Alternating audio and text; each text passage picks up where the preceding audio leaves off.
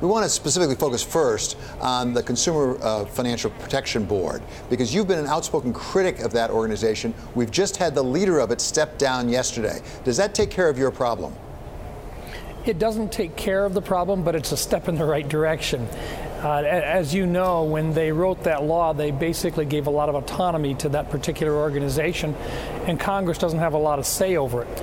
But the president does in certain circumstances, and part of the challenge will be determining whether or not this is an absence or a vacancy. There are two different statutes that apply to how you replace the individual involved.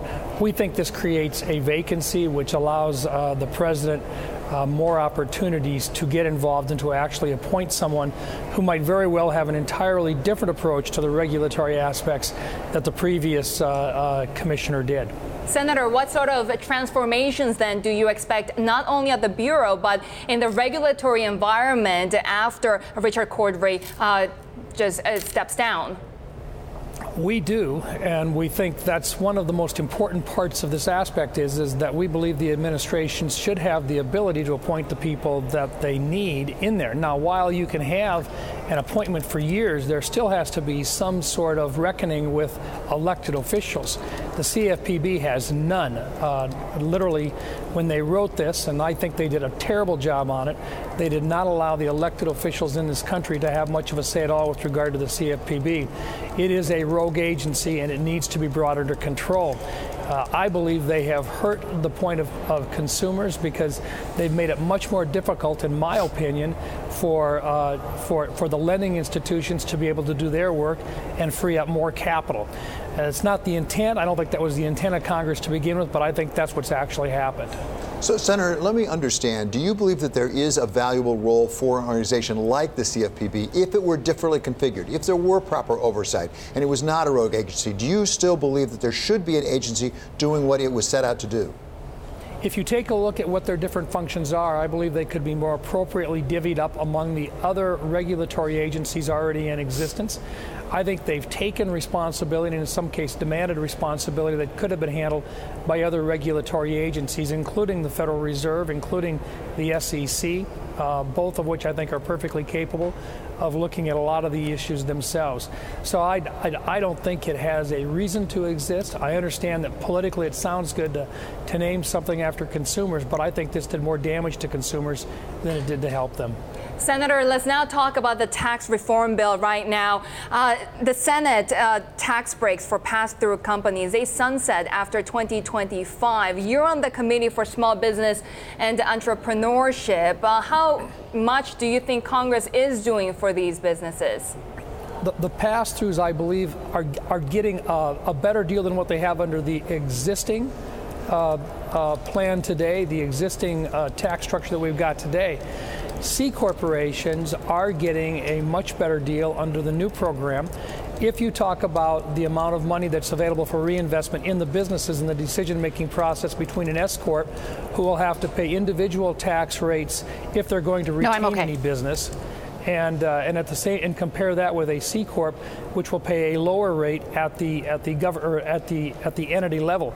If you look at the pass-through to both at the very bottom, the S corp individuals actually come out ahead, but the decisions on investing in manpower and in new technologies, intellectual properties, and so forth, those are made at the governing level of a corporation, whether it's an S corporation or a C corporation. And the C corporation in this particular case will actually have more resources available to it. Now, it's still better than what we've got today. I think Senator Johnson had some good ideas. I think we've all got to get to yes. I'll support this tax bill in its current form or in an improved version if we can get something done for S corporations, which I think would improve the bill. Just to reset here for a moment, we are interviewing Senator Mike Rounds of South Dakota. At the same time, you also see on your screen Nancy Pelosi. She's the minority leader in the House of Representatives. With her closing remarks, they've been going on for a little while here. She's her closing remarks leading up to the Speaker of the House giving his closing remarks, and then we'll have a vote in the House of Representatives on their version of the tax bill. But to come back to Senator Rounds, thank you for your patience, sir. Let me ask you, for small business, if that's the one thing you're concerned about, isn't the most valuable thing you can do for small businesses get money into the pockets of consumers who will buy their goods? And is this the most efficient way to do it, to give it to corporations so it trickles down? I think that if you want to have a healthy economy, and that's what this is all about, is creating a healthy economy in America, then you've got to grow the economy. And we've got to have consumer confidence. That's where the tax breaks for individuals comes in. It provides them with confidence that they're getting a piece of the action as well. But if you really want to have an economy which is growing, you've got to make our national, or our companies, our corporations, our businesses, whether a C Corp or an S Corp, they've got to be competitive with businesses throughout the rest of the world. This is the place where we want them to employ people. This is the place where we want them to expand. We want that $2.7 to $3.5 trillion that's outside of the United States today. We want that to be repatriated, to be brought back in and invested in American jobs. That's what this is all about. And Senator, you've been a little bit more optimistic about that bipartisan deal to stabilize Obamacare markets crafted by Senators Alexander and Murray. And now that the Senate is trying to repeal Obamacare's individual mandate, how significant will this bill become? It makes it even more imperative that we do it as quickly as possible.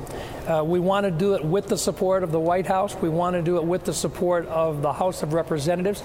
We think we can get that done because, remember, for a 2-year extension and the stability of the market for those people that need it.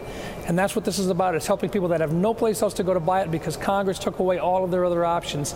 This helps them. And in the meantime, on the other side of this, it allows the states to expand and to create new options available at the state level. It allows them to be innovative again.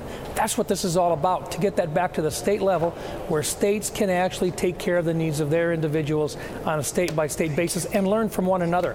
But that's the second step in the repealing and replacing of Obamacare. You've still got to do something very similar to a Graham Cassidy to finish the job. We can do that right after the first of the year, but this is an important step in that process. And I think we've got to have that 2-year stability because it takes that long to actually make the repeal effective.